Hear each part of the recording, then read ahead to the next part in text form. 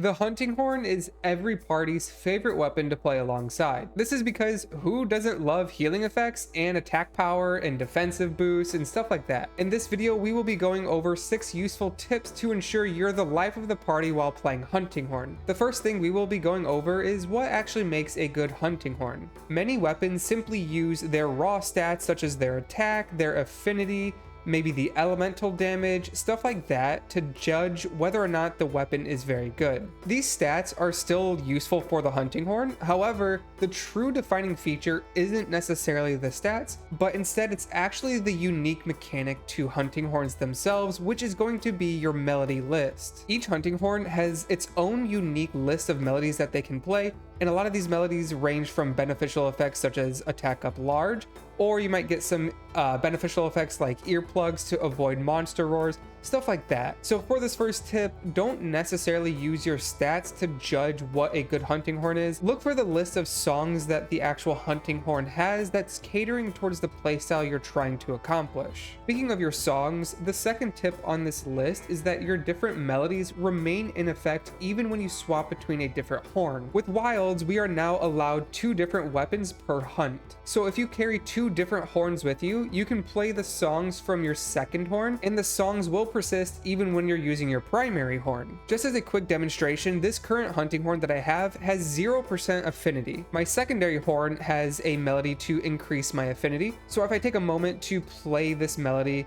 and gain this buff, we're going to see that it does actually apply. Right now, I just finished applying the buff. Remember that my primary weapon had 0% affinity, and now that I have that song applied, it shows that I have 15% increased affinity now. This is really beneficial for trying to maintain different buffs that one horn might not have available. The third tip that I have for you is just going over the most efficient attacks the hunting horn has. The hunting horn's focus strike is pretty unique and very powerful in that it generates 5 free notes for you, meaning even if you don't have any notes built up, no songs generated, with just one single attack, you can go to a completely filled list of melodies to play. So as you can see right now, I have no notes built up, no songs generated, and with this one focus strike, I'm going to be able to completely fill up my list of melodies. So this will look something like this.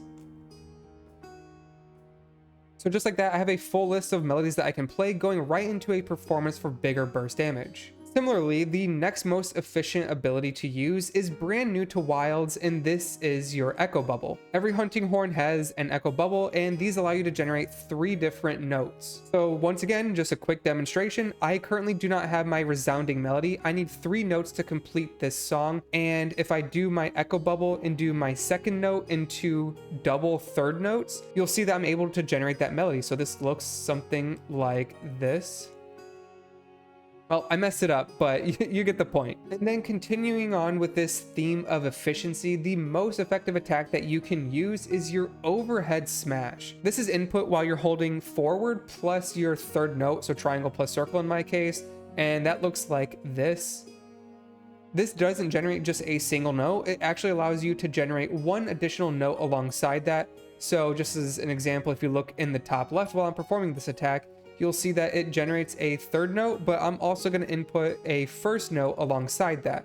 So there you get 2 notes for the price of 1 attack. And then the other attack that has similar properties to this is going to be Flourish. This happens when you hit circle plus forward. So normally this attack would just look like this. It does decent damage, but the real effectiveness comes from it being able to generate 2 notes. So you'll see again here, when I input this, it's going to generate a second note, but I'm also going to input a first note alongside that.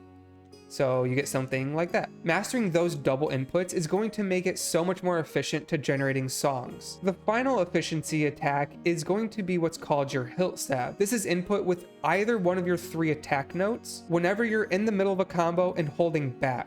So for example, if I hit a second note here, so again, it's going to look like this.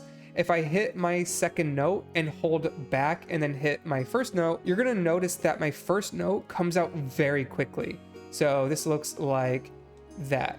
So that's your hilt stab. So it's like this into that. It's like a little jab with the hilt of your horn. The reason that attack is so efficient is because of just how fast it is and it's applicable to any one of your notes that you're inputting. So as an example, I can do my third attack into a hilt stab with my third note. So again, that looks like second note into hilt stab, third note. This makes it so that if one of your attacks is maybe a little bit dangerous for the given situation, depending on maybe if a monster's in rage or something, you can complete a melody by quickly inputting one of these faster attacks and keeping yourself relatively safe. In addition, doing a hilt stab for your first note is actually very efficient.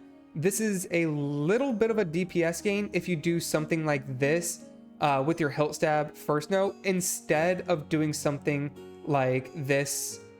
Even though your left swing does do like 60 more damage, it's actually more efficient if you do the hilt stab. Moving along to our fourth tip, this is simply an expansion of our focus strike reverb and how the wound mechanics work. Reverb, as previously mentioned, is the hunting horn's most efficient attack due to how quickly you can generate notes. But this doesn't mean that you should go for a focus strike at any given time. The most opportune time to use a reverb is simply once you completed one of your performances. This means that you're going to exhaust all of your songs and then you can completely replenish your list of melodies to play and continue the barrage of songs on the monster. So as we just saw, I just played my full list of melodies. So now I can go into this once again and just generate a list of songs. I didn't do that very effectively, but you get the point that we're just trying to replenish your list of melodies so that you can go into a second performance to deal the most damage. And speaking of the most damage, the fifth tip on this list is how you can squeeze out more damage from your performances. The hunting horn's biggest opportunities for doing damage are from their performances in playing these different melodies. While you're playing your different melodies, you have two options. You can performance beat by hitting R2,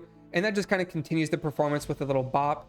Or you can end a performance by doing an encore, which just simply replays the song again. The most effective use of your melodies is not to play all of them together, but instead you want to play them individually. That looks something like this, where you play your melody, end it immediately with an encore, straight into another melody, and once again end it with your encore, and then finally you would end another melody with an encore.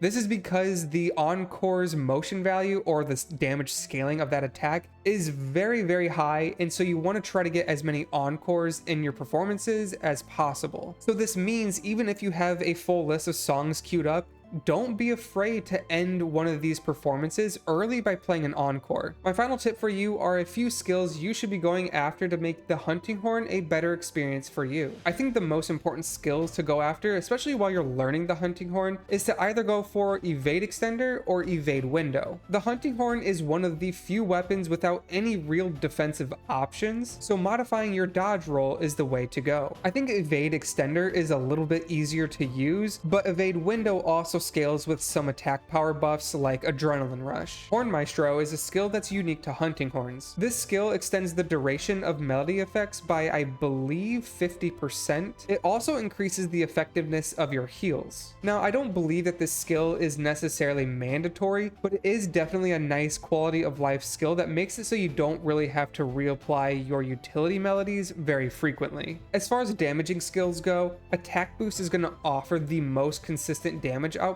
while crit or crit boost offer higher damage ceilings. With the current meta gear, it's actually pretty easy to get a substantial amount of crit, so I would suggest running crit boost with some attack damage. So my primary hunting horn looks a little like this. I have level 4 attack boost and I have level 2 crit boost. But that's going to be it for this tips video. If you found this helpful or beneficial in any way, consider subscribing to the channel for additional Monster Hunter content in the near future. But this is GooberTroy saying thanks for watching as always, and I will see you out on the hunt.